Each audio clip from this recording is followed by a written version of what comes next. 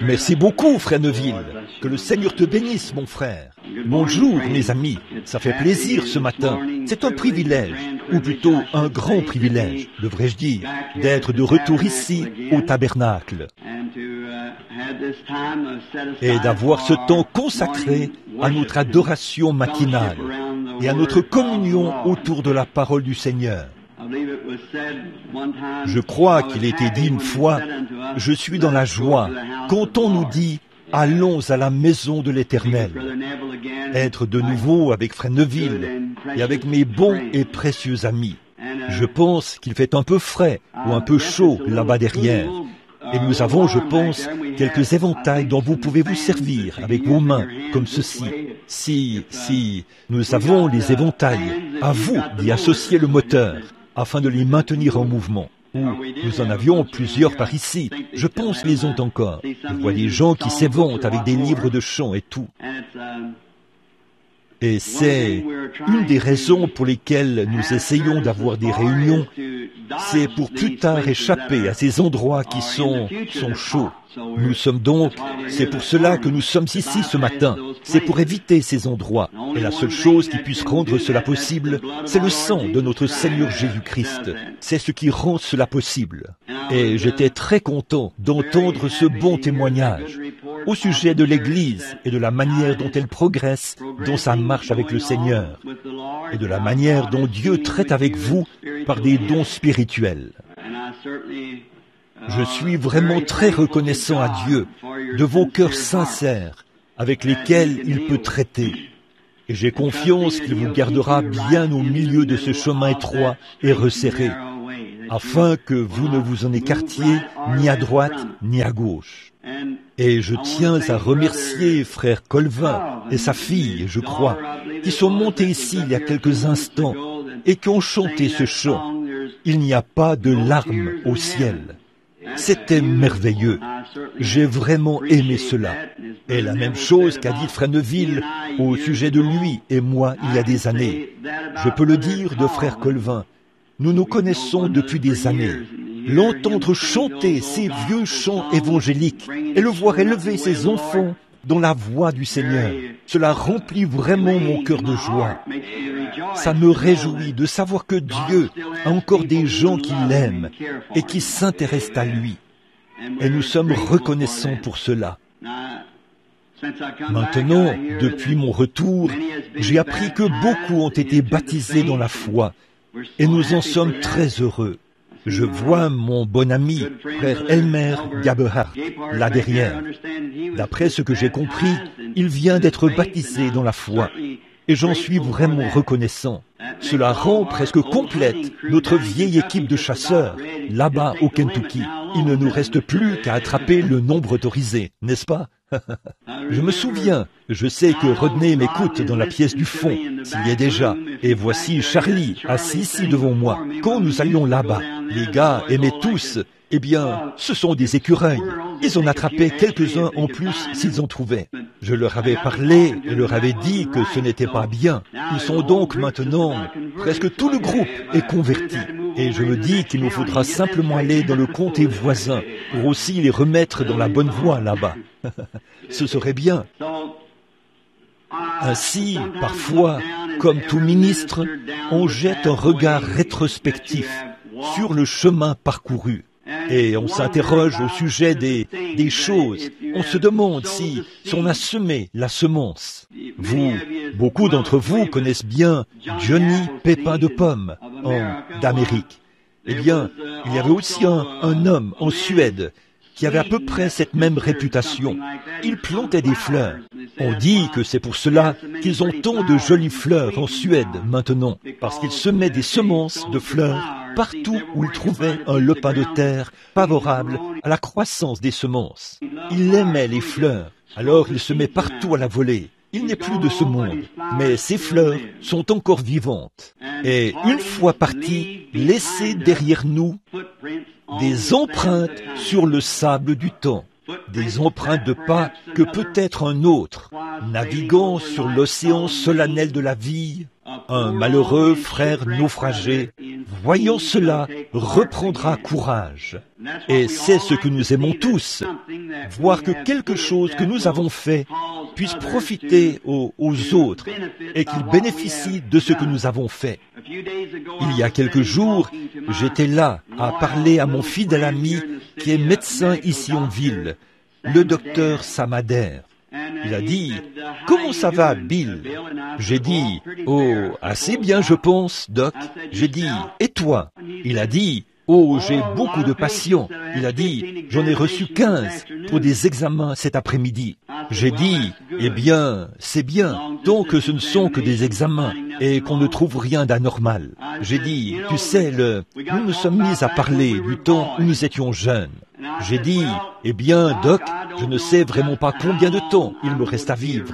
Nous sommes tous les deux dans la cinquantaine. » Et il a dit, « C'est vrai, Bill. » Et j'ai dit, « Mais pendant toutes ces années, presque 31 ans dans le ministère maintenant, j'ai toujours veillé à ce que mon cœur soit prêt pour cette heure où il viendra. Donc, ça n'a pas d'importance quand il viendra. » Alors il a dit, « C'est vrai. » J'ai dit, « Ma plus grande joie, c'est de vivre pour les autres. » Et il a dit, c'est ça la vie, c'est ce qui rend la vie réelle.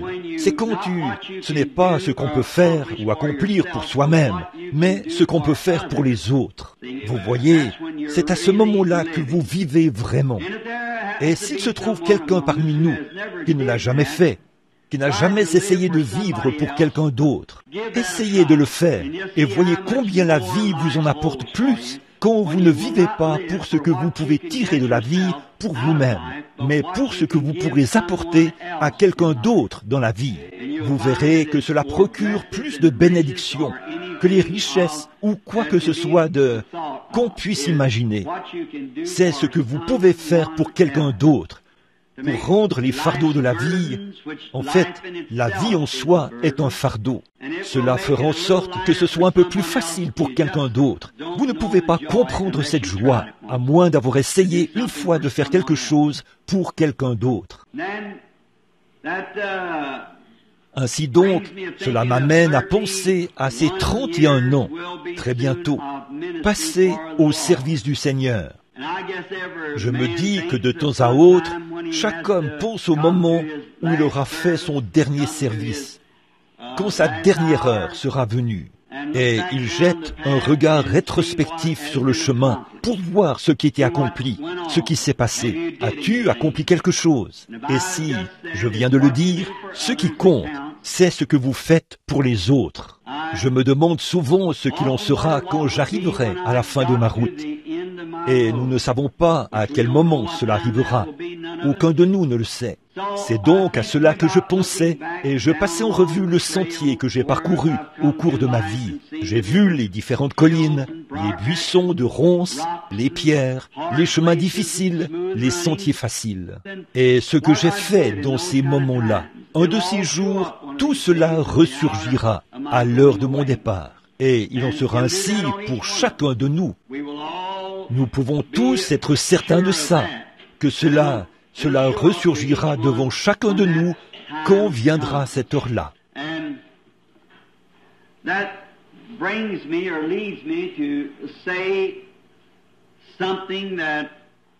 Et ça m'amène ou me pousse à dire quelque chose dont je préférerais m'éloigner, plutôt que d'en parler.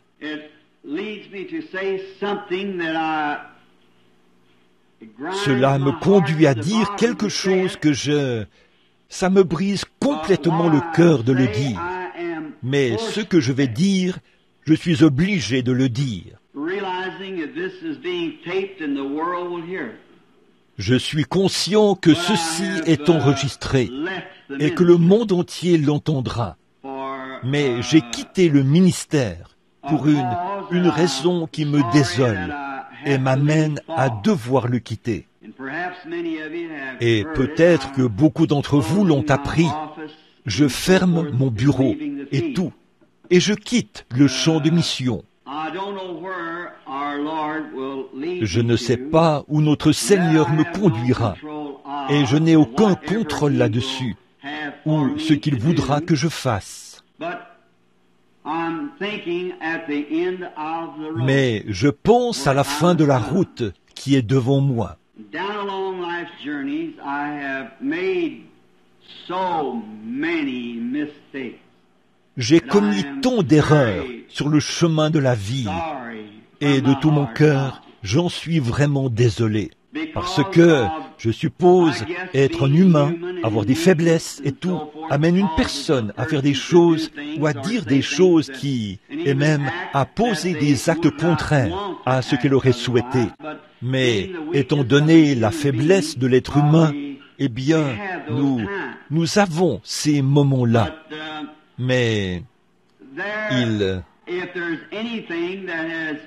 s'il y a une chose dans mon cœur à laquelle j'aspire, c'est bien d'entendre ces paroles de notre Seigneur Jésus à la fin de ce voyage, l'entendre dire « Tu as fait du bon travail, mon bon et fidèle serviteur. » J'ai dit bien des fois que j'aurais aimé être là quand il a dit « Venez à moi ».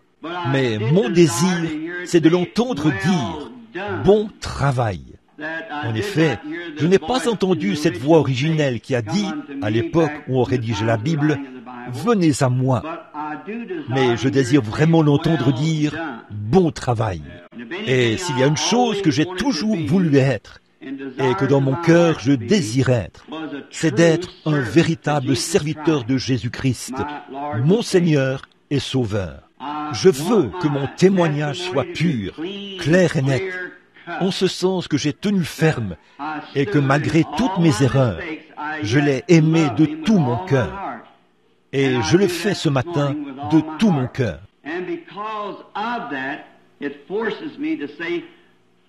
Et à cause de cela, je suis dans l'obligation de dire que je quitte le ministère, étant donné que quelque chose s'est élevé parmi les gens qui m'amène à le faire.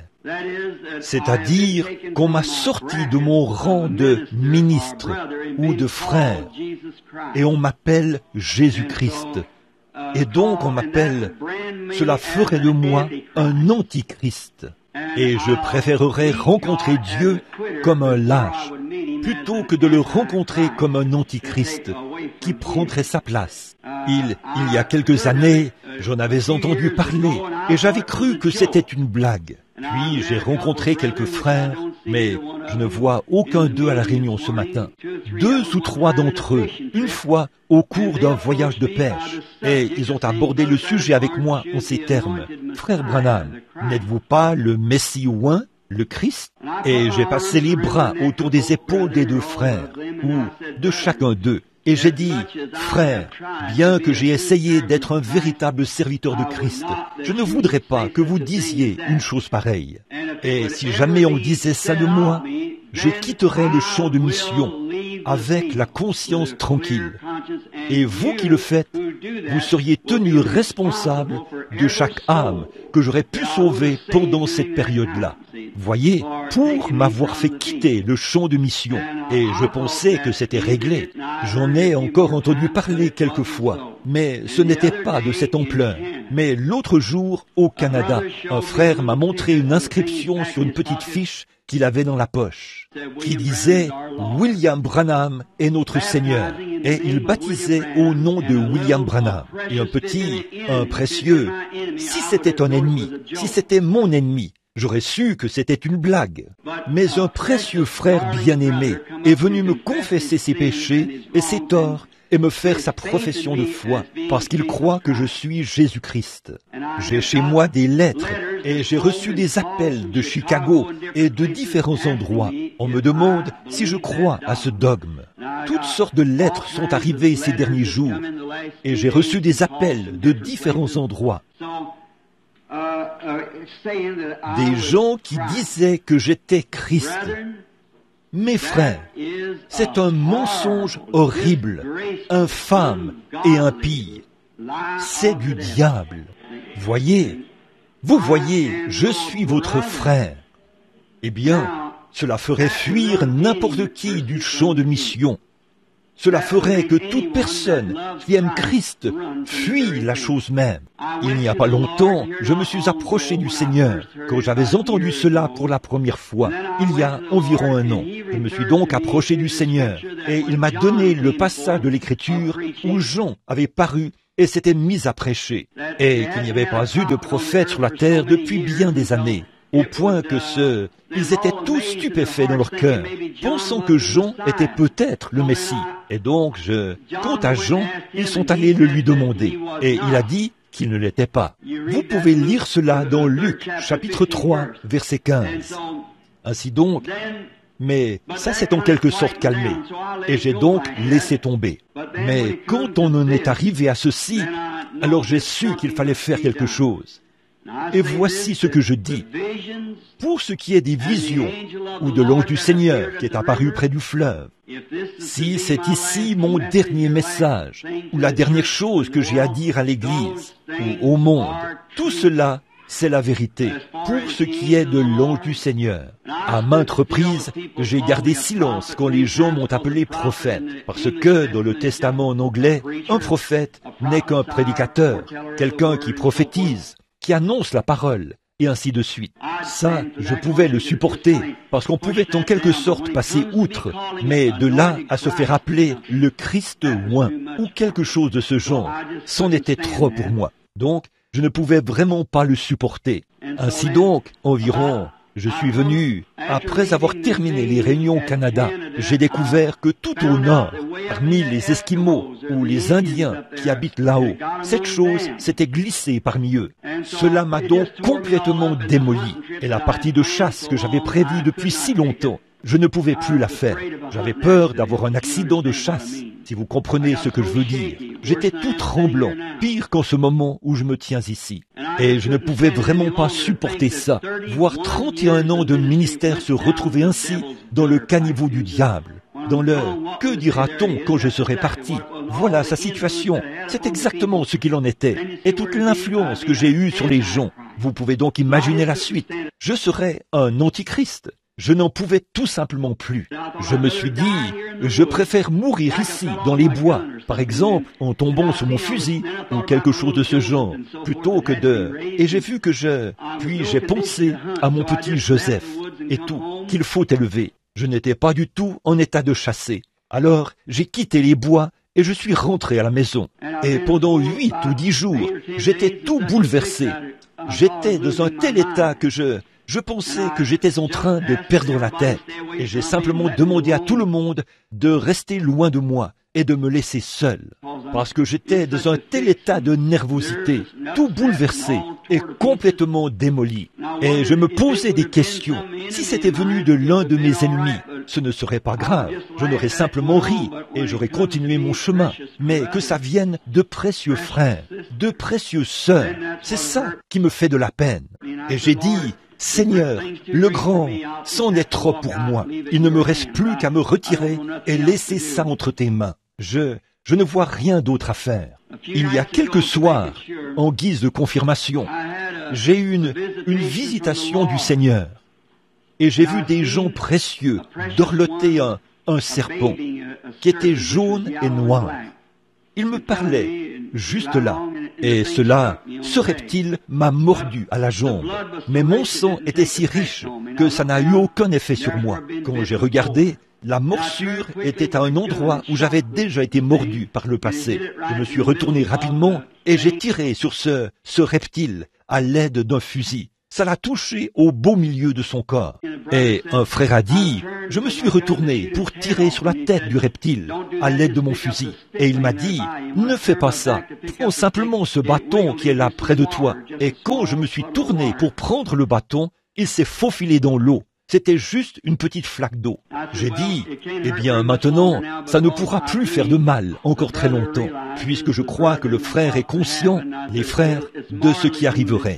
J'ai dit, il est mortellement blessé, il va donc mourir. Et voici la question que je pose à beaucoup des membres de mon Église ici, dans ce tabernacle, avec frère Neville et moi, qui sont venus me voir à ce même sujet. Frères, sœurs, N'ai-je pas essayé d'être un véritable serviteur de Christ devant vous? N'ai-je pas essayé d'être votre frère? Maintenant, quelle que soit la chose, c'est un esprit qui est sur ces précieuses personnes. Beaucoup de gens m'ont posé la question à ce sujet. Mais c'est un esprit, et j'espère qu'aujourd'hui, il a reçu un coup mortel et qu'il mourra rapidement, afin que je puisse revenir au ministère. D'ici là, je demande à chacun de vous de prier pour moi. Je ne sais pas ce que je vais faire. Ma maison est à vendre.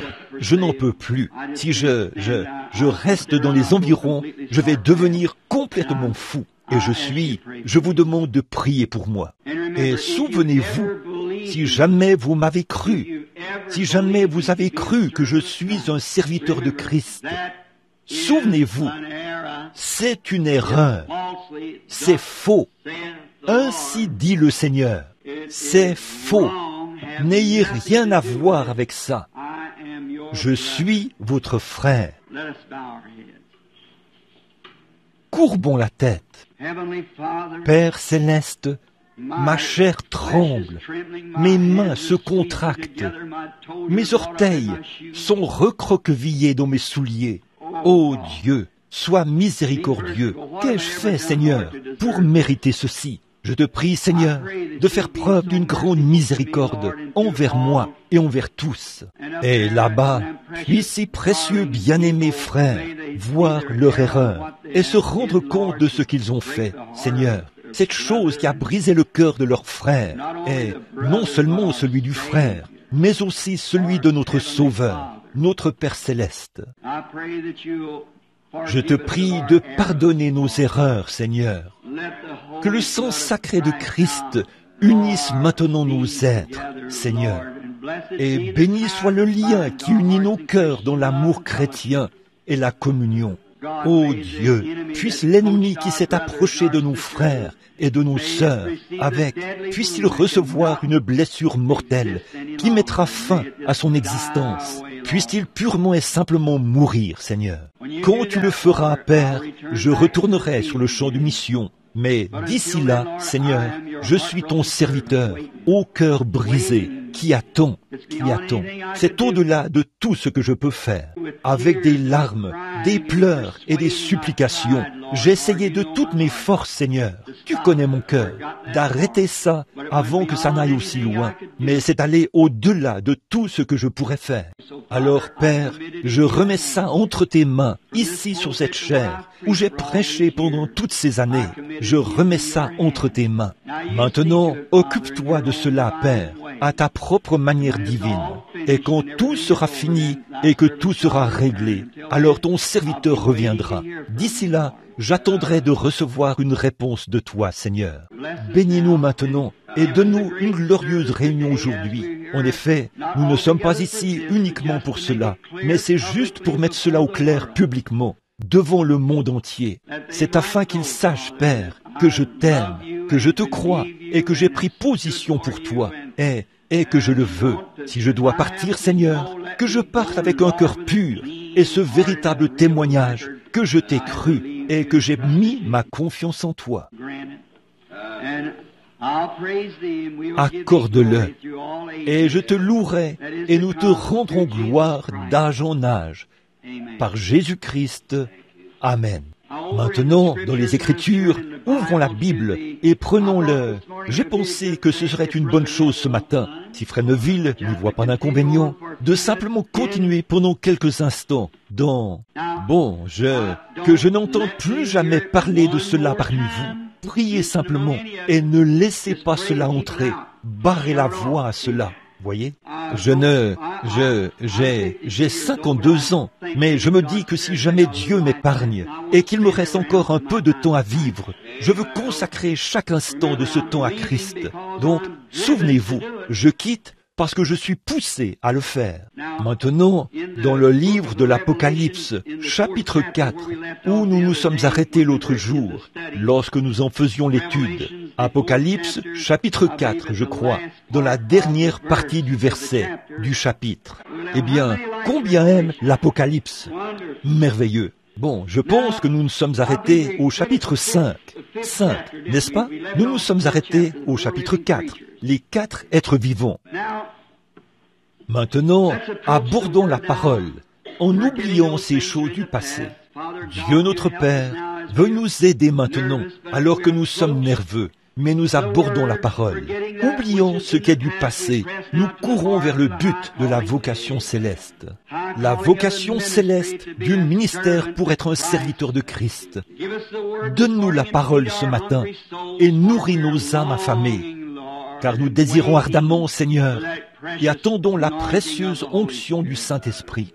Viens parmi nous, Seigneur, pardonne nos péchés et nos offenses, et permets-nous d'être tes serviteurs, car nous le demandons au nom de Jésus. Amen. Bon, nous avons vu les âges de l'Église, les 7 derniers âges de l'Église. Et là, maintenant, je crois que certains vont noter ceci, ces âges de l'Église. Puis nous sommes arrivés au chapitre 4 du livre de l'Apocalypse. De quoi s'agit-il ici? La révélation de Jésus-Christ. C'est la révélation. En latin, ça s'appelle l'Apocalypse, ce qui signifie révéler, ôter la couverture, montrer, dévoiler, mettre en lumière la révélation de Jésus-Christ, celui qui était, qui est et qui vient, le rejeton et la postérité de David. Maintenant, au chapitre 4, nous avons vu que Jean a été ravi au ciel, après qu'il a vu les âges de l'Église. Là, c'est juste pour que vous ayez un peu le contexte. Et ensuite, ce serait peut-être mieux de lire quelques versets du chapitre 5. Et ensuite, nous pourrons présenter le contexte. Puis je vis dans la main droite de celui qui était assis sur le trône un livre écrit en dedans et dehors scellé de 7 sceaux. Et je vis un ange puissant qui criait d'une voix forte, « Qui est digne d'ouvrir le livre et d'en rompre les sceaux ?»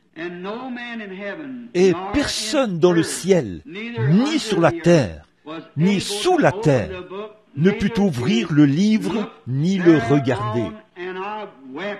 Et je pleurais de ce que personne ne fut trouvé digne d'ouvrir le livre ni de le regarder.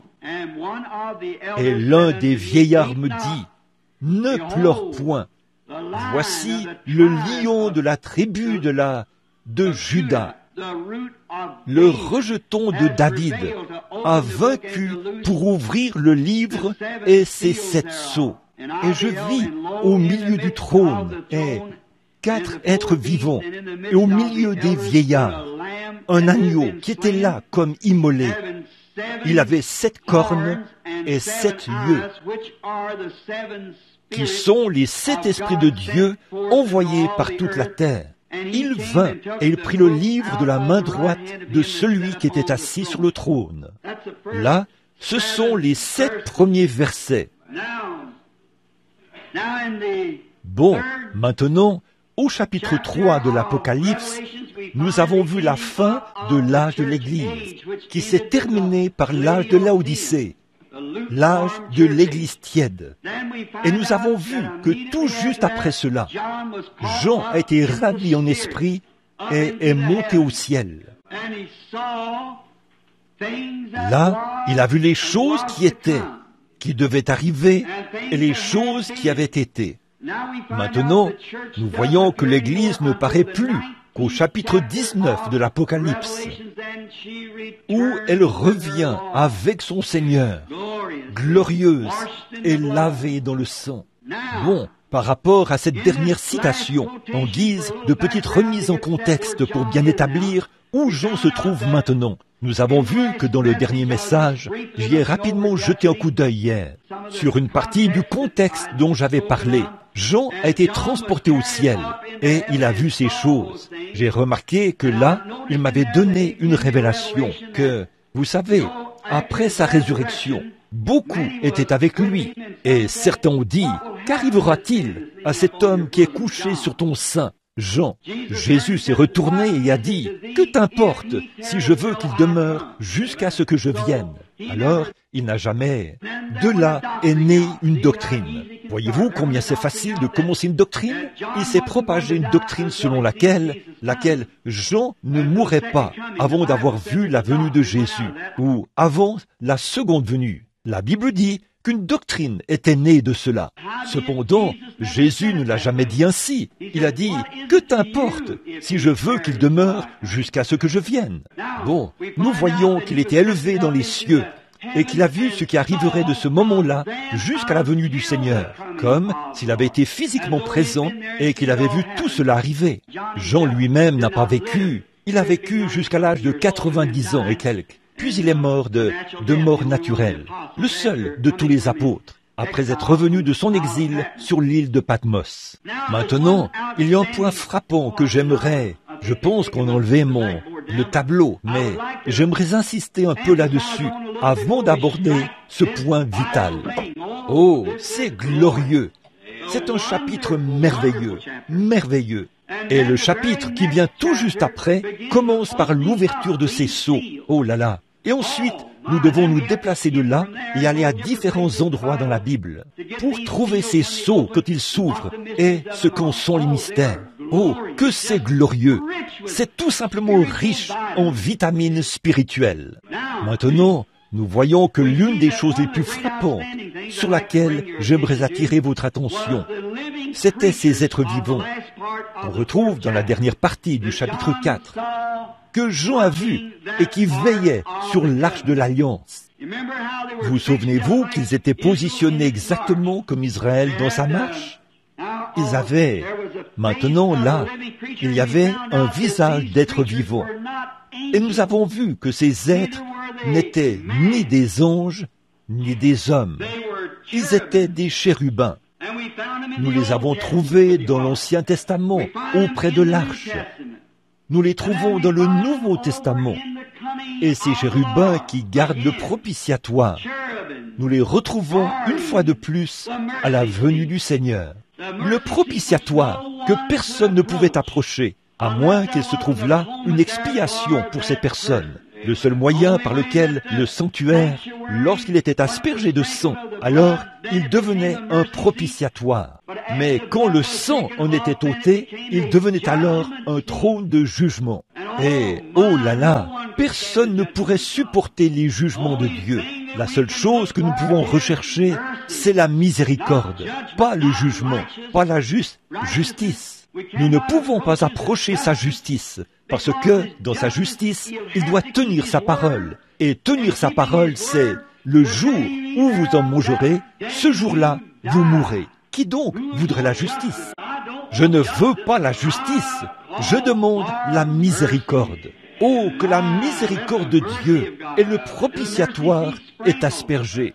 Mais il y avait un moment où le sanctuaire devait être purifié, lorsqu'il était un tribunal, aussi longtemps que le sang n'était pas sur le trône. Eh bien, nous approchons de ce moment maintenant. Maintenant, en cet âge, nous nous rapprochons de la purification du sanctuaire et des jugements qui viendront sur la terre.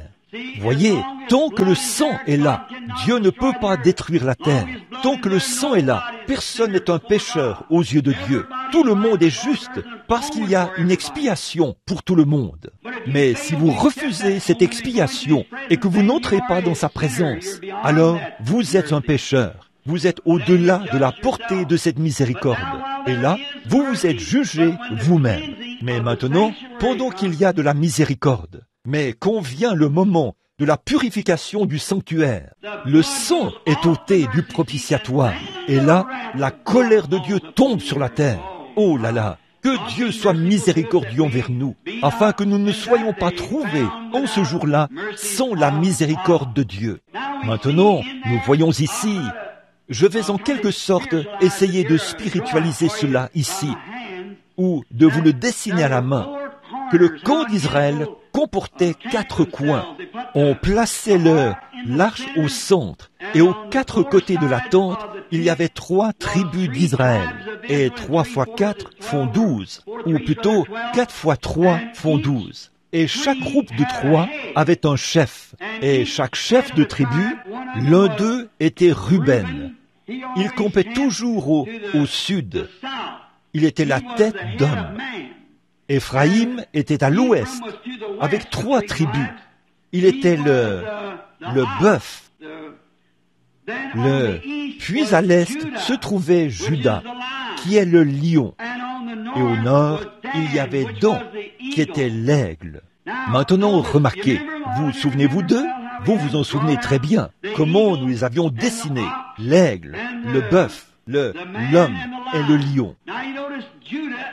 Maintenant, si vous remarquez, c'est Judas qui gardait la porte orientale. Et Christ est le lion de la tribu de Juda. Il descendra des cieux à l'Orient et entrera par la porte. C'est par la porte orientale de la tribu de Juda qu'il entrera. Et il est le lion de la tribu de Juda. Et nous voyons dans notre message de ce matin qu'on l'appelle encore le lion de la tribu de Juda.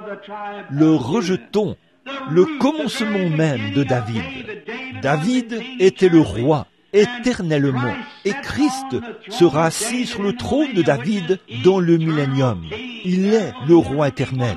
David ne manquera jamais d'un successeur. Alléluia. David ne manquera jamais d'un successeur. Dieu l'a promis. Il a dit, David ne manquera jamais d'un successeur. Jamais. Vous dites, qu'en est-il aujourd'hui? Où sont les juges juifs? Il a encore une postérité. Christ est son fils selon la chair. Il y en a un qui est assis là. David n'en manquera pas. C'est vrai. Et Christ est ce lion de la tribu de Juda, la tribu dont David est issu. Alors, nous voyons qu'ils étaient les gardiens du propitiatoire. Ils gardaient le propitiatoire. Rien ne pouvait l'atteindre. Il fallait d'abord traverser les tribus avant de pouvoir atteindre le propitiatoire. Chaque homme était prêt à donner sa vie. Chaque Israélite dans le camp était prêt à mourir, plutôt que de voir quoi que ce soit pénétrer dans le camp et prendre le propitiatoire. Et là, nous voyons que c'était l'ordre de l'Ancien Testament. Et dans l'ordre du Nouveau Testament, nous voyons la même chose, que le propitiatoire était entouré de gardes. Oh, j'espère que vous le saisissez. Le propitiatoire est toujours gardé. Il s'y trouve encore des gardes. Nous avons vu que ces gardes sont Matthieu, Marc, Luc et Jean. Ce sont eux qui gardent le livre des actes. Les actes du Saint-Esprit accomplis parmi les apôtres, c'est-à-dire le livre des actes du Nouveau Testament.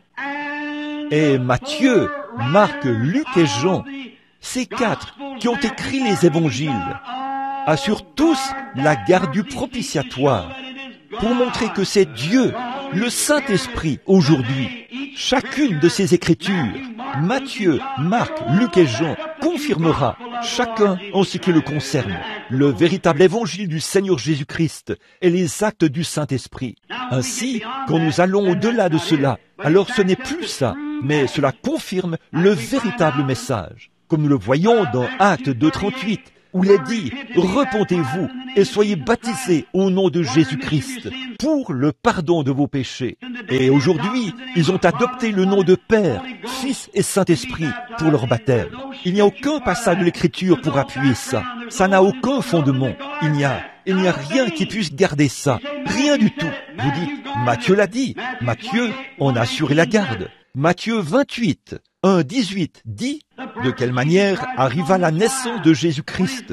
Marie, sa mère, fiancée à Joseph, se trouva enceinte par la vertu du Saint-Esprit, avant qu'ils eussent habité ensemble. Tout cela est arrivé alors que Joseph, son époux, plutôt, qui était un homme de bien, qui ne voudrait pas la diffamer, se proposa de rompre en secret avec elle de cette manière. Comme il y pensait, voici un ange du Seigneur lui apparut en songe et dit, « Joseph, fils de David, ne crains pas de prendre avec toi Marie, ta femme, car l'enfant qu'elle a conçu vient du Saint-Esprit. » Donc, le Saint-Esprit et Dieu le Père, c'est la même personne. Sinon, il avait 2 pères. Voyez? Alors, vous le voyez, elle enfantera un enfant, donnera le nom de Jésus. Et cela arriva afin que s'accomplit, avait annoncé, prophète. Dieu serait avec nous. On l'appellera Emmanuel, c'est-à-dire Dieu le Père, le Fils et le Saint-Esprit, en un seul nom, Jésus-Christ, ce qui garde cette porte contre l'erreur. Il y a quelques jours à Chicago, devant une association pastorale de Chicago, celle du Grand Chicago, je savais, le Saint-Esprit m'a réveillé dans la nuit et m'a dit, tiens-toi près de la fenêtre. Il a dit, il y a un groupe de ministres qui veulent te rencontrer lors d'un petit déjeuner. Il a dit, fais attention, ils vont t'attaquer sur ce sujet. J'ai dit, merci Seigneur. Il m'a montré où ça se passerait. Et je suis allé dire à quelques ministres, frère Carlson et frère Tommy Hicks, comment ça se passerait. J'ai dit, l'endroit que vous avez réservé, ce ne sera pas cet endroit-là. Nous serons dans un autre endroit. Je leur ai dit où le docteur Meade serait assis, qu'un homme de couleur entrerait et s'assoirait comme ceci, et tout ce qu'il en serait. Alors, ce matin-là, ils ont dit, mon fils m'a parlé et a dit, papa, iras-tu là-bas alors qu'il y a toutes ces disputes? Et j'ai dit, je ne vais pas là-bas pour me disputer. Je vais là-bas avec l'onction du Saint-Esprit, avec une parole de Dieu qui assurera la garde du propitiatoire, aussi longtemps qu'il sera là. Alors, quand nous sommes arrivés là-bas, avant même qu'ils aient eu la possibilité de poser une seule question, le Saint-Esprit m'a parlé. Il a dit, c'est maintenant le moment de le dire. J'ai dit, je sais pourquoi vous êtes ici. Et j'ai dit, bon, frère Hicks, et vous, et frère Carlson, le responsable des hommes d'affaires chrétiens. Et je dis, tout n'est-il pas exactement comme le Saint-Esprit me l'a dit avant-hier? Que vous n'auriez pas l'autre salle et que nous serions ici? Et il ne l'avait eu que ce matin-là. Et j'ai dit, bon, regardez, tout le monde est placé exactement comme il avait dit qu'il le serait. J'ai dit, le sujet dont vous voulez me parler, c'est l'usage du nom de Jésus-Christ pour le baptême. Et quand le Saint-Esprit a pris la parole de Dieu et s'est mis à la révéler et à l'interpréter au fur et à mesure comme ça, et toute cette bande de ministres trinitaires qui étaient assis là, ils se sont mis à passer la main sous la table, à se serrer la main les uns les autres, et des larmes leur coulaient sur les joues. Et j'ai appris que 72 d'entre eux viendront ici au tabernacle pour que je les baptise au nom de Jésus-Christ.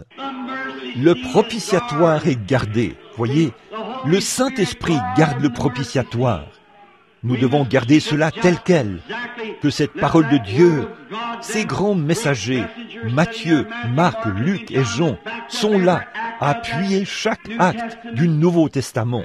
Et là, c'est exactement ce que j'ai dit dans la première partie du message de ce matin. Maintenons cela tel quel, sous la garde de l'Évangile. Voyez, maintenez cela exactement là où les évangiles assureront sa garde. Donc, nous voyons que là, ils gardaient le propitiatoire de Dieu dans l'Ancien Testament. Et là, Matthieu, Marc, Luc, Jean, eux tous. Et même le lion de la tribu de Juda a donné sa vie pour assurer la garde de ce propitiatoire et a permis qu'il soit aspergé de son propre sang. Et voilà qu'il se présente ce matin, aujourd'hui, le grand vainqueur qui descendra de l'Est un jour et nous le verrons. Maintenant, allons-y rapidement, parce que je sais qu'il y a un service de baptême. Qu'est-ce que ce livre scellé de 7 sceaux? Oh, comme c'est glorieux! Avez-vous remarqué la manière dont cela a été dit ici? Il y avait 7 sceaux au dos du livre. C'est quelque chose, oh, que Dieu nous aide maintenant et nous donne du courage. Et peut-être que tôt ou tard, je pourrai vous l'apporter. Regardez, ceci n'est pas écrit dans la parole, c'est scellé au dos de la parole. Le livre a été scellé de ces 7 sceaux. Le mystère tout entier du livre est scellé dans ces 7 sceaux. Ça, c'est l'un des chapitres les plus glorieux de tout le livre de l'Apocalypse. Regardez. Puis je vis dans la main droite de celui qui était assis sur le trône un livre écrit en dedans, et écrit en dedans, c'était écrit à l'intérieur, c'est ce que nous lisons ce matin, et dehors, scellé de 7 sceaux. C'est en dehors de la Bible, ce que la Bible ne dit même pas. C'est scellé ici de 7 sceaux. Ce sont les mystères de Dieu.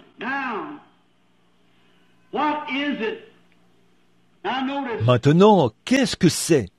Maintenant, remarquez. Un sceau, ça représente un produit terminé. Quelque chose qui a déjà été testé, mis à l'épreuve, et qui est ensuite scellé. où est, en étant scellés du Saint-Esprit, nous avons maintenant le gage de notre salut. Ça, c'est le gage de notre salut. Revenons en arrière, juste un instant. J'ai noté un passage de l'Écriture ici, plusieurs passages. Je n'aurai pas le temps de les aborder tous, mais revenons dans Éphésiens un petit instant et lisons le Éphésiens chapitre 1, afin que vous puissiez en saisir le véritable sens. Paul, apôtre de Jésus-Christ, par la volonté de Dieu, aux saints qui sont à Éphèse. Et souvenez-vous, Jean avait adressé cette lettre aux Éphésiens, à Éphèse, et aux fidèles en Christ, ceux à qui Paul avait prêché, ceux qu'il avait élevés et nourris de l'Évangile. Vous voyez, Éphèse est aux fidèles en Christ. Autrement dit, ça s'adresse à ceux qui sont déjà en Christ. Comment entrons-nous en Christ? Nous avons tous été baptisés dans un seul esprit pour former un seul corps. Et c'est le corps de Christ. Que la grâce et la paix vous soient données de la part de Dieu notre Père et Seigneur Jésus-Christ. Béni soit Dieu, le Père de notre Seigneur Jésus-Christ, qui nous a bénis de toutes sortes de bénédictions spirituelles dans les lieux célestes en Jésus-Christ. Pensez-y donc, il nous a bénis de toutes sortes de grâces célestes, de bénédictions, alors que nous nous assemblons en Jésus-Christ, en tant que croyants, l'Église élue, appelée à sortir, mise à part.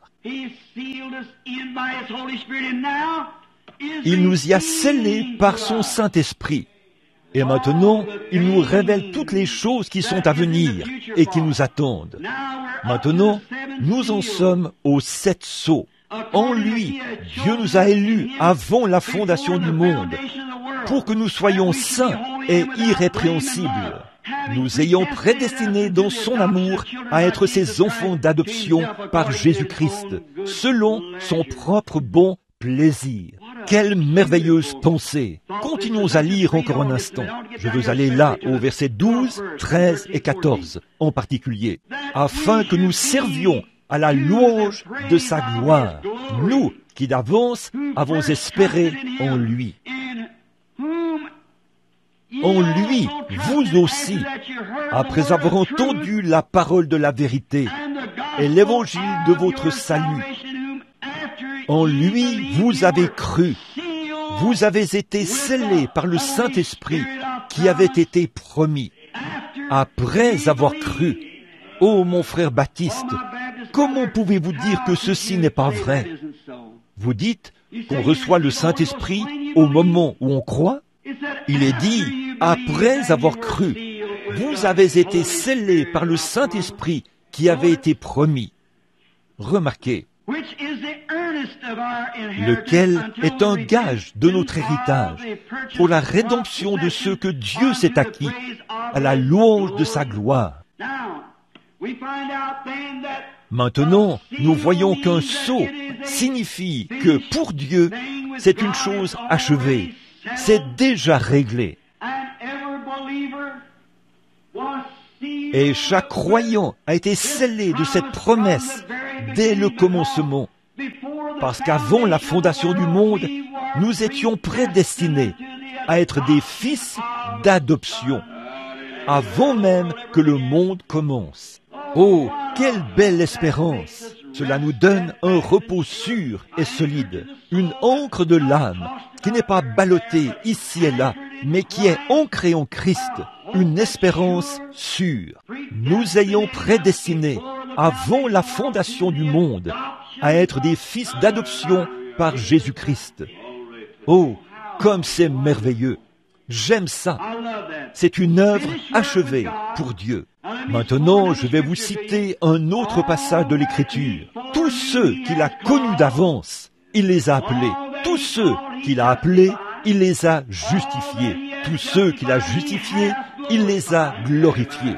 Dès le commencement, Dieu, dans sa grande pensée infinie, a vu d'avance son Église, et c'est eux qu'il a prédestinés à être ses enfants d'adoption par Jésus-Christ, afin de leur donner la vie éternelle à la fin de l'âge. que c'est beau! Frère Neville, avec ça, je me sens beaucoup mieux. Toi aussi, n'est-ce pas? Oh oui, l'adoption par le sang de Jésus-Christ.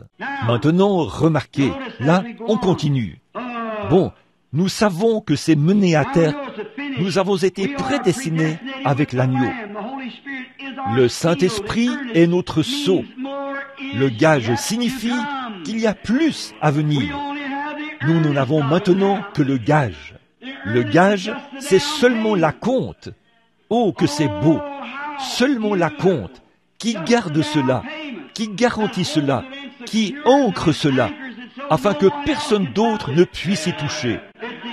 C'est le gage de notre adoption. Amen. Le Saint-Esprit est maintenant le gage.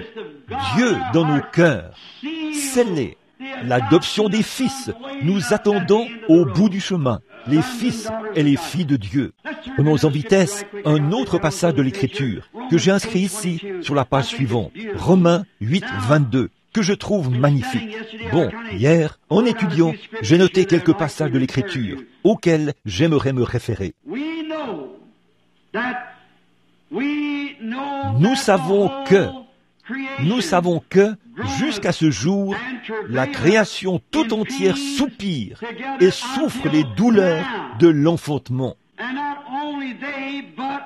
Et ce n'est pas elle seulement, mais nous aussi, qui avons les prémices de l'Esprit. Nous aussi, nous soupirons en nous-mêmes, en attendant l'adoption, la rédemption de nos corps. Oh, le voyez-vous? La création tout entière soupire, a dit Paul. Tout soupire. Regardez les arbres comme ils luttent. Regardez les fleurs comme elles luttent pour vivre. Et le gel va simplement les ravager. Regardez les arbres comme ils luttent pour étendre leurs branches afin de chanter la gloire de Dieu. Voyez? Tout, la nature tout entière, tous les animaux, tous les oiseaux, oh, comme ils s'envolent à toute vitesse pour échapper à l'ennemi. Tout soupire. Et nous-mêmes, a dit Paul, nous aussi, nous soupirons avec eux, car nous attendons la rédemption de notre corps. Mais maintenant, ils ont soupiré pendant toutes ces années, jusqu'à maintenant. Maintenant, nous avons le gage de notre héritage. Oh là là, qu'est-ce que nous avons? Nous avons la preuve que Dieu est vivant. Nous avons la preuve que Dieu est avec nous. Nous avons la preuve que Dieu ne nous a pas abandonnés, que nous sommes à lui et qu'il est à nous. Parce que nous, dans notre corps, nous sommes maintenant la demeure du Saint-Esprit de Dieu qui s'écrie « Abba, Père ». Et rien ne pourra jamais nous enlever cela. Nous sommes ancrés en Christ. Maintenant, les arbres n'ont pas cela, la nature n'a pas cela, mais nous, malgré tout, nous continuons à soupirer avec eux, parce que nous n'avons pas encore reçu notre pleine adoption. Par contre, nous en avons le gage, puisque nous avons été élevés au-dessus des choses du monde, et sommes maintenant devenus des fils et des filles de Dieu. Quelle sorte de gens devrions-nous donc être? Oh là là, quand nous pensons à cela, pensez-y. Nous avons maintenant le gage et notre esprit gémit, désireux de recevoir la pleine adoption. Mais nous en avons maintenant le gage. Quand nous recevons le Saint-Esprit, c'est là le gage de notre adoption complète ou de notre salut complet. Oh, que c'est beau! J'aime vraiment ça. Très bien. Nous attendons la pleine adoption qui se produira quand? À la première résurrection. C'est là que nos corps seront changés. Nous ne serons plus les créatures méprisables que nous sommes. Nous aurons un corps semblable à son corps glorieux, parce que nous le verrons tel qu'il est, et nous serons semblables à lui. Lorsqu'il apparaîtra, nous apparaîtrons à sa ressemblance. Nous aurons un corps semblable au sien, un glorieux corps glorifié. Alors toutes les épreuves et les luttes de la vie se dissiperont en une petite brume et se volatiliseront à tout jamais. Et dans ces tentes où nous habitons sur la terre, nous gémissons maintenant. Nous attendons que ce gage, que le salut s'accomplisse dans toute sa plénitude. Mais nous avons là, dans ces tentes d'argile où nous habitons, quelque chose qui nous dit que nous nous sommes élevés jusqu'à un certain niveau. Amen. Le gage, qu'est-ce que c'est? C'est le petit acompte qui garantit cela, frère Dow. C'est le gage. Bon, autrefois, quand nous aimions les choses du monde, quand nous péchions et que nous nous adonnions aux choses du monde, que nous n'avions aucun intérêt pour Dieu, nous lui étions étrangers, sans Dieu, sans Christ, dans le monde. Et maintenant, Dieu a envoyé son Saint-Esprit, et c'est grâce à cela que nous sommes élevés au-dessus de ces choses. Nous avons maintenant le gage qui nous fait savoir que nous sommes passés de la mort à la vie. Amen. Ici, comme j'essayais de l'illustrer avec ceci, c'est ici qu'évolue le pécheur ordinaire, à ce niveau-ci, tout en bas. Or, le chrétien est à un niveau un peu plus élevé que ça. Il s'élève au-dessus de toutes ces choses. Ça, c'est le gage de son salut. Maintenant, afin que vous sachiez quand ce que vous font les visions, je vous le certifie, et Dieu est mon juge. J'ai l'intention de ne plus jamais en avoir. Si j'en ai, je garderai cela pour moi, voyez, parce que je vois ce que ça fait. Les gens ne sont pas prêts pour un tel ministère. Il faut donc laisser tomber cela, vous voyez, et revenir à ceci. Mais si jamais je retourne sur le champ de mission, je serai un évangéliste. Mais regardez ici, sur ce sujet-ci, que ça remonte ici en haut, vous montez dans ce qui est céleste, ici en haut. Vous vivez dans ces sphères-là. Vous allez au-delà de tout ce qu'un homme peut penser, au-delà de toutes ces choses. Et ça vous amène dans ces sphères-là. Mais voyez-vous, maintenant nous avons, par le Saint-Esprit, le gage de notre héritage. Parce que nous avons été élevés au-dessus des choses du monde. Nous cheminons dans le monde, mais nous sommes au-dessus du monde.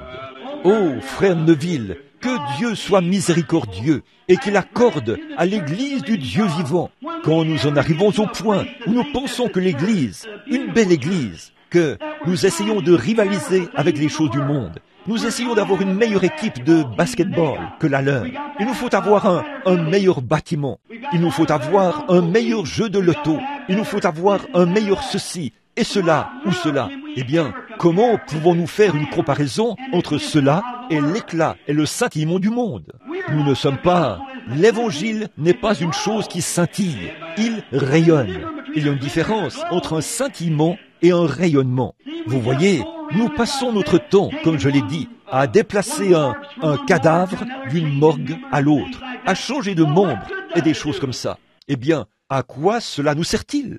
Et nous essayons de faire que ça scintille avec de grands clochers et de beaux grands bâtiments. Le nôtre doit être meilleur que celui des méthodistes ou meilleur que celui des baptistes. Et nous essayons tous de rivaliser avec les catholiques. Et nous organisons des jeux de loto, des fêtes, des soupers, des divertissements et tout. Il n'y a pas de comparaison possible entre l'Église et le monde. Comment est-il possible que vous et le divertissement de votre Église puissiez rivaliser avec la loge des francs-maçons ou n'importe laquelle de ces personnes qui savent comment divertir les gens? Ça, c'est leur terrain. N'essayez pas d'aller sur leur terrain. Mais nous avons quelque chose qu'ils n'ont pas. Nous avons Jésus. Qu'ils viennent ici s'ils veulent quelque chose. Restez en Christ. Nous avons Jésus. Ils ne peuvent pas avoir Jésus tant qu'ils ne viennent pas ici. Et quand nous allons là-bas, nous sommes en dehors de son terrain.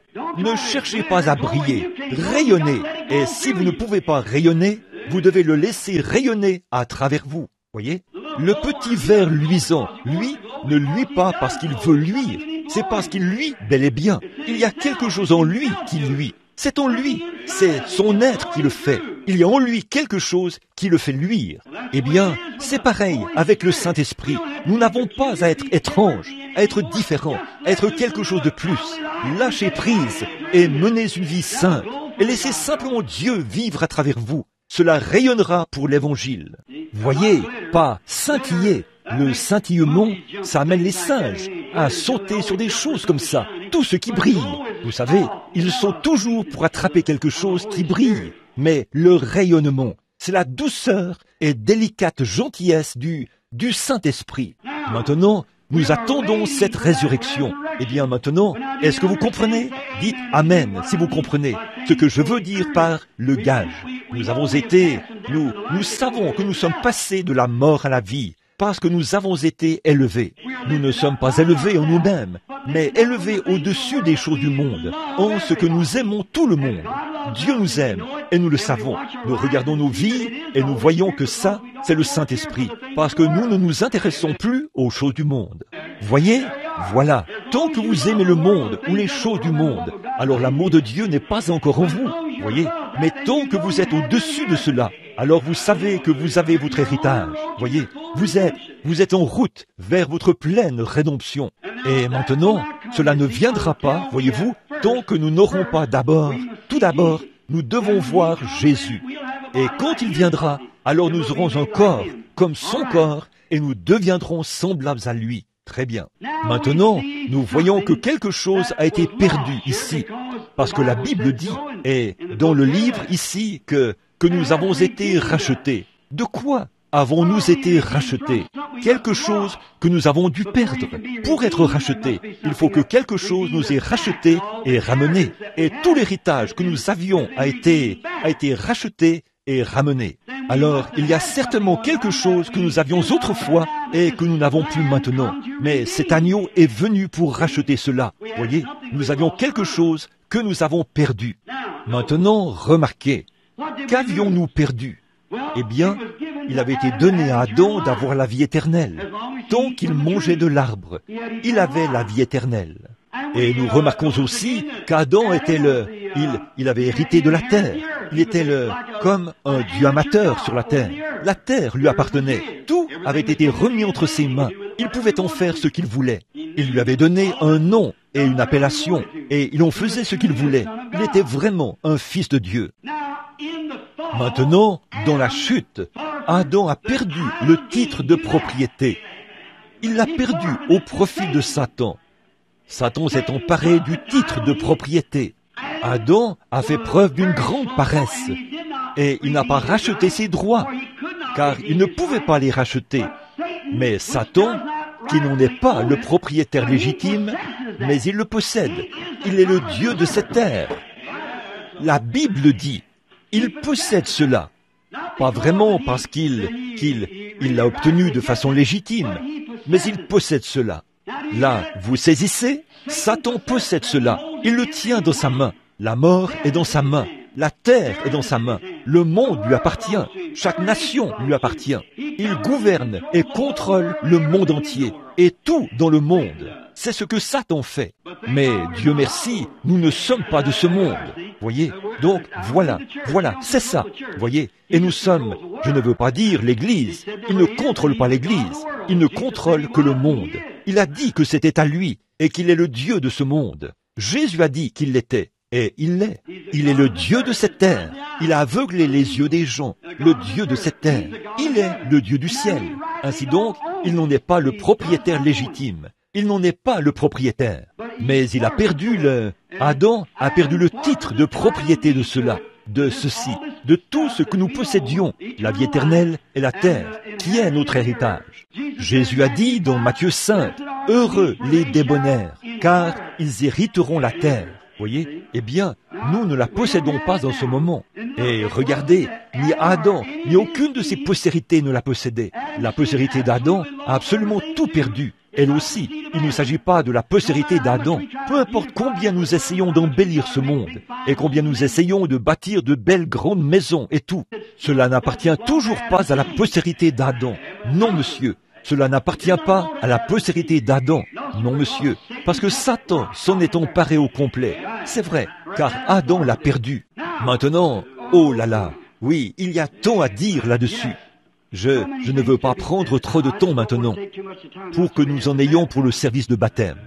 Très bien. Il la possède, mais il n'en est pas le propriétaire légitime. Satan. Quand le propriétaire légitime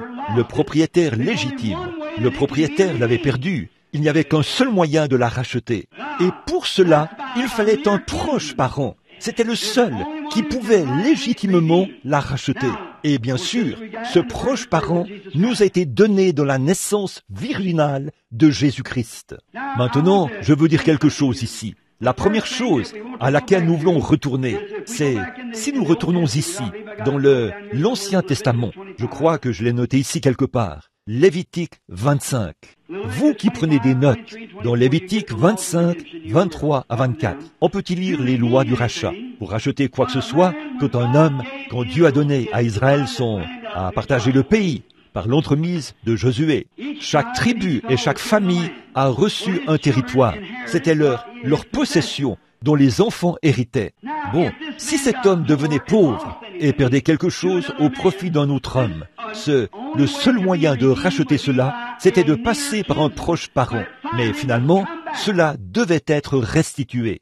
Cet homme ne le détenait que pour un certain temps. Cela devait être restitué au propriétaire originel. C'est vrai, cela devait être restitué au propriétaire originel. S'ils étaient de la tribu de Juda, s'il se trouvait là quelqu'un, et cela avait été attribué à son père, alors c'était à lui de reprendre cela, ou à un proche parent. Mais en fait, personne d'autre ne pouvait légitimement, on pouvait détenir cela, on pouvait en détenir le titre. On pouvait détenir le titre jusqu'à ce que la dette soit payée. Mais quand l'homme qui avait le droit à cela se présentait, la personne disons par exemple que je possédais une propriété et que je l'ai perdue, que je l'ai vendue à Fresneville, qui est d'une autre tribu, celle de Juda, ou que je l'ai peut-être vendue à un étranger. Et il en était le propriétaire légitime, il en était propriétaire.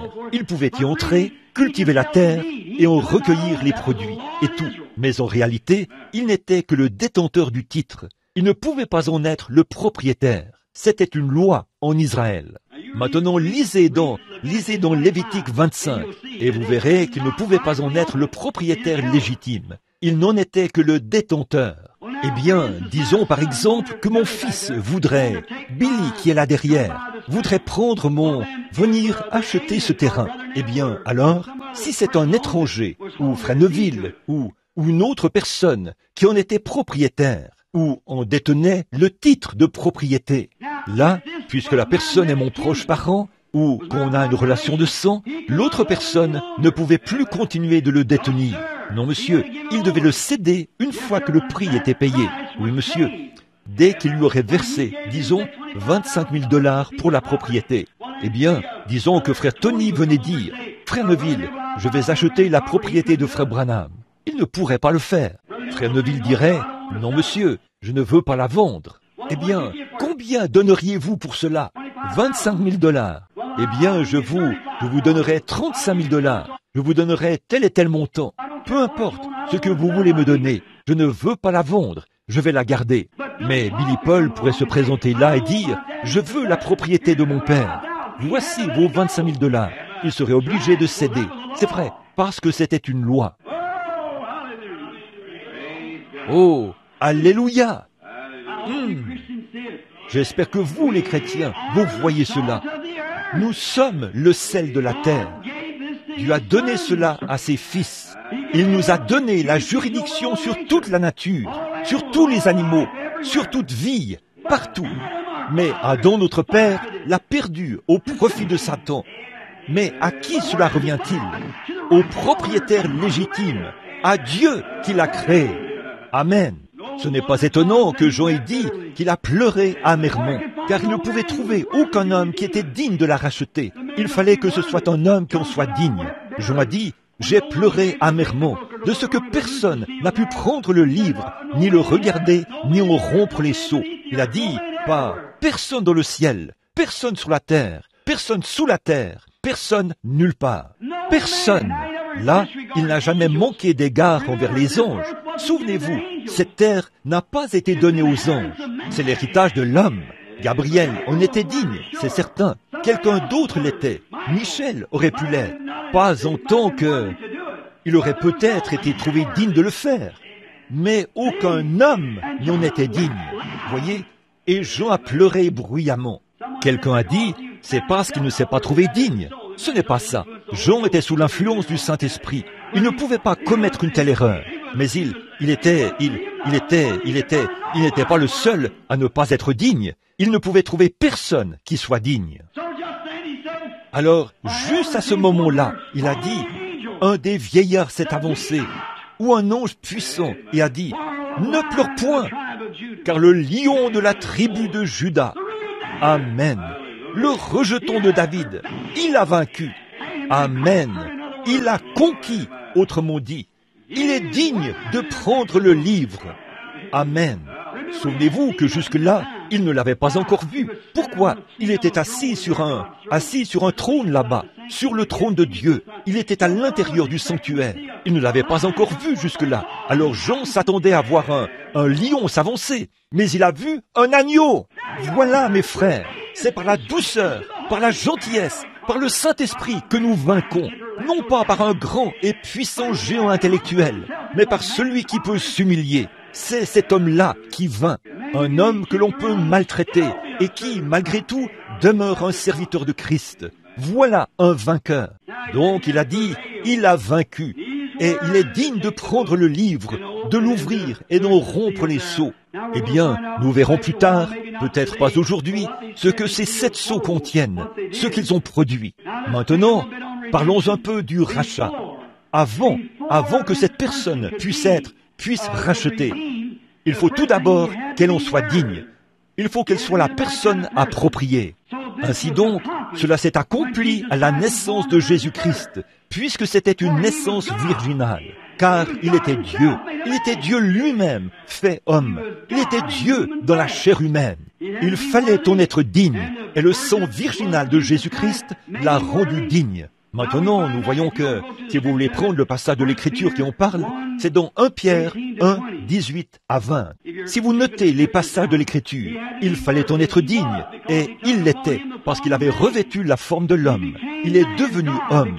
Dieu est devenu notre parent. Et c'est là que nous voyons ce beau côté de Jéhovah Dieu, qui s'est fait chair et qui a habité parmi nous comme étant celui qui est digne. Amen. Il a vaincu. Dieu a pris la forme de la chair humaine. Il est venu sur la terre, est né un petit bébé et a marché parmi nous. Et par son sang sacré, il a vaincu. Or, dans l'Ancien Testament, comment est-ce qu'un homme réclamait-il ce qui était à lui? Qu'est-ce qu'il faisait? Il prenait un ancien, 10 anciens, se rendait à la porte et annonçait ce qu'il faisait pour racheter ce qu'il avait perdu. Il démontrait qui il était et il rendait témoignage. Nous avons ici une belle histoire. Je l'ai brièvement notée ici afin de ne pas l'oublier, vu que j'étais nerveux ce matin. C'est au sujet de Ruth, le proche parent et Bose. Nous l'avons étudié il n'y a pas longtemps. Je veux vous faire remarquer maintenant les 3 étapes de ce repos. Je veux vous faire remarquer le repos de l'Église. C'est exactement la même chose. Maintenant, observez. La première chose que nous voyons, puisque nous avons tous vu cela dans cette prédication, le parent rédempteur. Dieu s'est fait chair afin de devenir le rédempteur. Ici, au chapitre 5. Au chapitre 5, il s'agissait de lui. Il y est dit, « Et personne dans le ciel, ni sur la terre, ni sous la terre, ne put ouvrir le livre, ni le regarder. » Et je pleurais beaucoup de ce que personne ne fut trouvé digne d'ouvrir le livre, ou ni de le lire, le livre, ni de le regarder. Et l'un des vieillards me dit, « Ne pleure point. Voici le lion de la tribu de Juda, le rejeton de David, a vaincu pour ouvrir le livre et ses 7 sceaux. » C'est lui, c'est celui que nous attendons. Remarquez combien Ruth, combien est Naomi, Bose, c'est vraiment une image parfaite. Naomi, au temps de la famine, a quitté l'Église, a quitté le pays, et est allée au pays des Moabites pour y habiter et y séjourner. Elle a perdu tout ce qu'elle avait, et quand elle est partie, son mari, Elimelech, est mort pendant qu'ils étaient là-bas, ce qui fait que l'héritage de son mari pouvait se retrouver aux mains de n'importe qui. Et quand nous venons, quand elle est revenue, elle a ramené une belle et jeune veuve moabite avec elle. Et quand Bose a vu cette veuve, lui qui était un type de Christ, il est tombé amoureux d'elle, et il l'a aimée. Alors, il lui fallait la racheter. Le seul moyen pour lui de faire d'elle sa femme, c'était de racheter ce que son frère, Elimelech, avait perdu. Ainsi donc, il a demandé à son autre frère s'il voulait faire le rachat, qui était un plus proche parent que lui, et son frère ne le pouvait pas. Il est donc allé de l'avant, et c'était un parfait exemple des lois de Dieu. Il est allé aux portes, a ôté son soulier, et a dit « Que l'on sache aujourd'hui que j'ai racheté tout ce que Naomi possédait, tout ce qu'elle possède, tout ce qu'Elimelech, mon frère, a perdu. Je suis le plus proche parent maintenant, et c'est moi qui ai le droit de rachat là-dessus. Je suis donc venu réclamer cela. S'il y a un homme ici qui peut donner une raison valable, ou s'il y a un plus proche parent que moi, qu'il le déclare. Et tout le monde a gardé silence. Il a donc ôté son soulier et l'a lancé en guise de témoignage.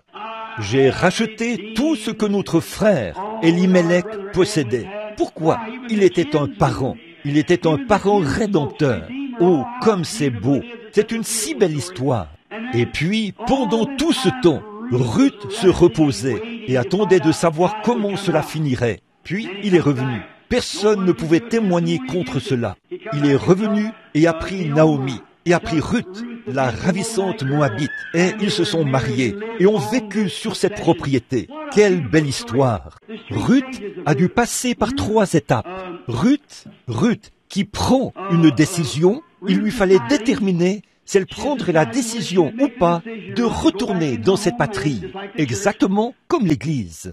Ruth qui sert, c'est quand elle est sortie pour glaner. Ruth qui se repose, c'est ce que Ruth fait en ce moment, l'Église. Et enfin, Ruth récompensée.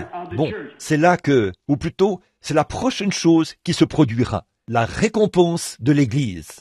Maintenant, nous ne pouvons pas, je n'ai pas le temps, parce que vous avez un service de baptême, et il est déjà 11h15.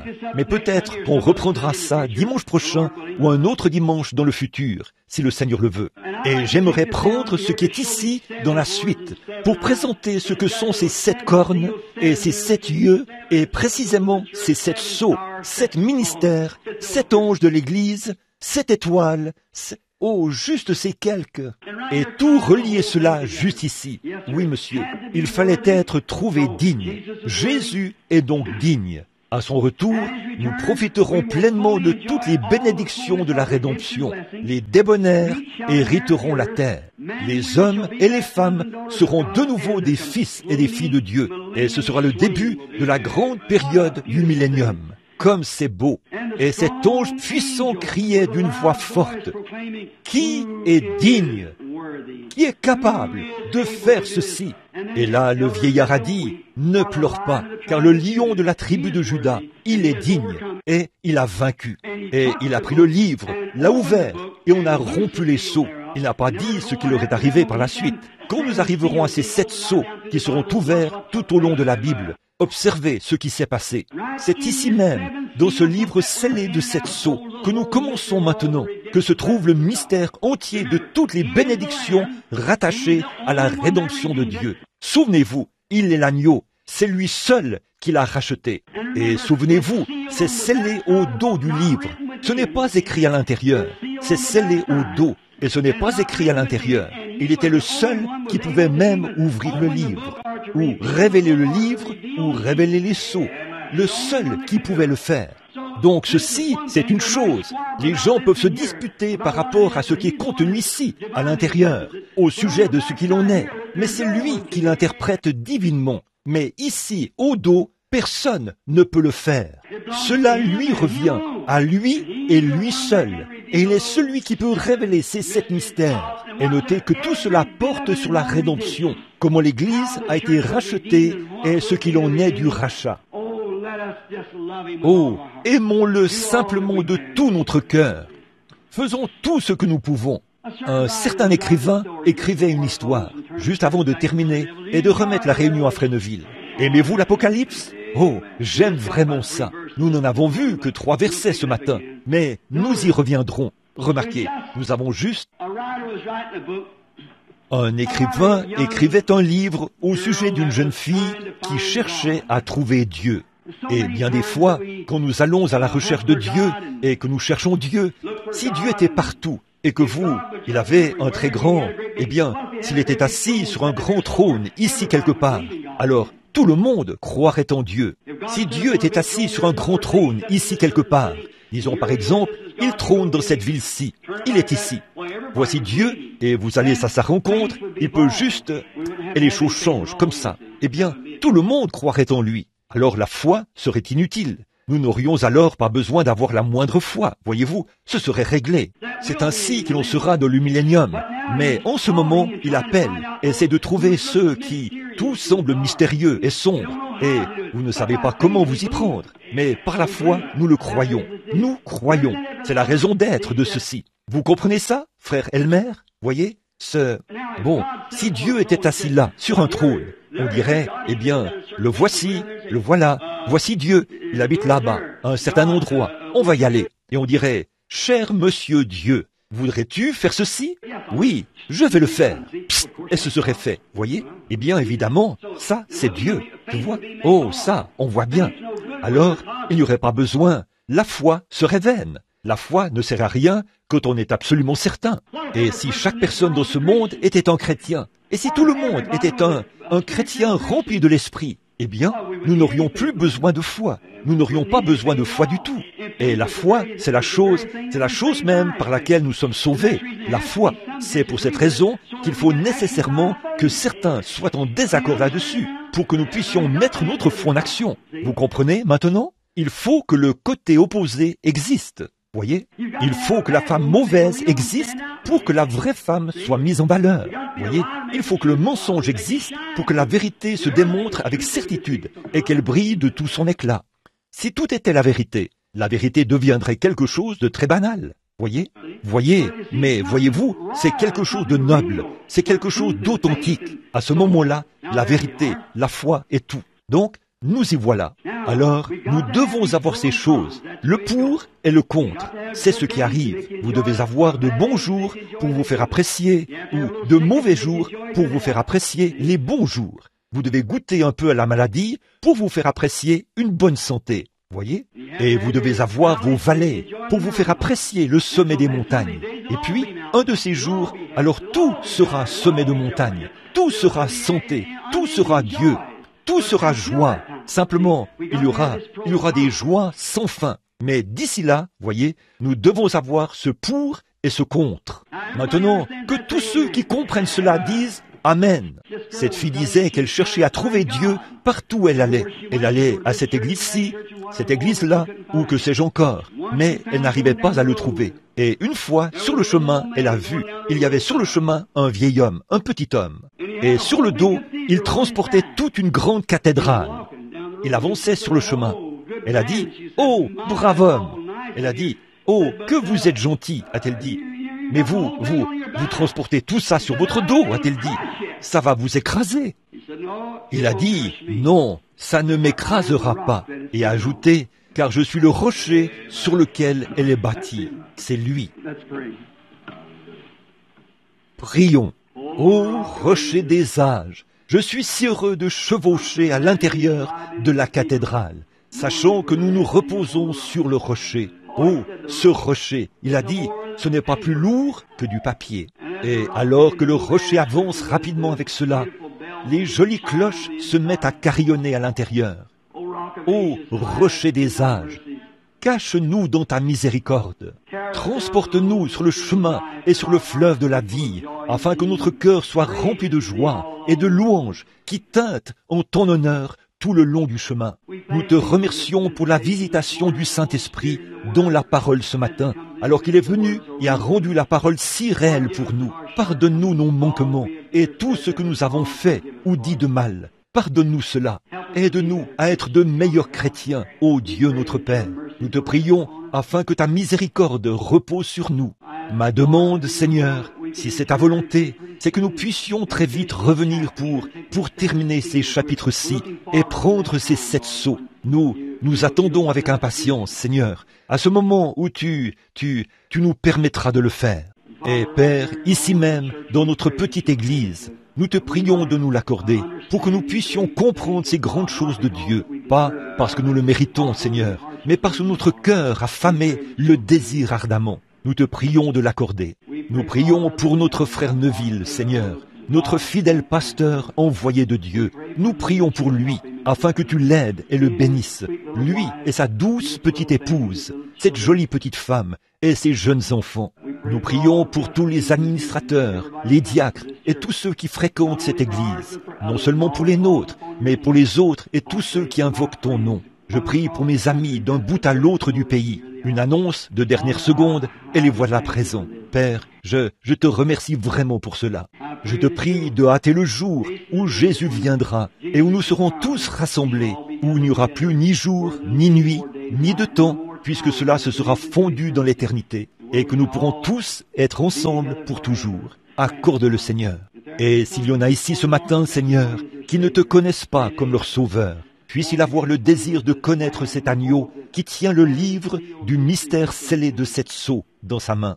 Ô Dieu, puissions-nous le connaître, afin que le jour où nous verrons ces sceaux s'ouvrir, nous puissions voir de quoi Dieu nous parle. Nous le demandons pour la gloire de Dieu, par le nom de son Fils, Jésus-Christ. Et alors que nous avons la tête inclinée, y aurait-il quelqu'un qui dirait « Souvenez-vous de moi, frère Branham, alors que vous priez. J'aimerais qu'on se souvienne de moi dans la prière. Que Dieu vous bénisse, que Dieu vous bénisse, et que Dieu vous bénisse. Et vous, oui, que Dieu use de bonté envers vous. Oui, peut-être 2 douzaines de mains, ou plus, sont levées. Ô Seigneur, tu vois leurs mains, tu connais leurs désirs, tu sais ce qu'ils ont dans leur cœur. Moi, je ne le sais pas. Je te prie de leur révéler, Seigneur, ta bonté et ta miséricorde. Accorde-leur le pardon pour ce qu'ils ont fait, quelle que soit la chose. Si c'est la maladie, Seigneur, guéris leur corps et rétablis-les. Fais-le, Père, alors que l'onction du Saint-Esprit est sur la réunion, sur l'assemblée en ce moment. Puisse le grand Dieu du ciel oindre et bénir tellement tous ceux qui sont dans cette présence divine. Qu'en repartant d'ici ce matin, nous puissions dire, notre cœur ne brûlait-il pas au-dedans de nous? Accorde-le, Seigneur. Maintenant, je suis faible et fatigué. Je n'ai plus de voix. Et, ô Dieu, je prie pour mes propres forces. Voudrais-tu me venir en aide? Voudrais-tu me fortifier? Veuille soigner cette petite blessure, là, au fond de moi, Seigneur. Voudrais-tu le faire, s'il te plaît? Que la sainte huile de Dieu agisse là, à l'intérieur, et sur toutes les autres blessures, Seigneur, partout et pour tous. Nous voulons vivre, Seigneur, pour ton honneur et pour ta gloire. Accorde-le, et guéris tous les malades et les affligés. Et que la gloire te revienne, Seigneur, parce que nous sommes conscients que dans peu de temps, nous n'aurons plus ces réunions. Elles seront terminées, elles seront du passé. Ainsi, Père, bénis-nous maintenant. Nous te le demandons tous ensemble au nom de Jésus-Christ. Et puis, Père, nous te prions aussi de te souvenir de ceux qui se feront baptiser ce matin au nom du Seigneur Jésus, afin que tu leur accordes le baptême du Saint-Esprit pour ta plus grande gloire et ton honneur. Accorde-le, Père. Nous remettons tout entre tes mains maintenant. Et, Père, en faisant tout cela, je m'y inclus. Ne m'oublie pas, Seigneur. Aide-moi maintenant. Je fais cette prière au nom de Jésus. Amen.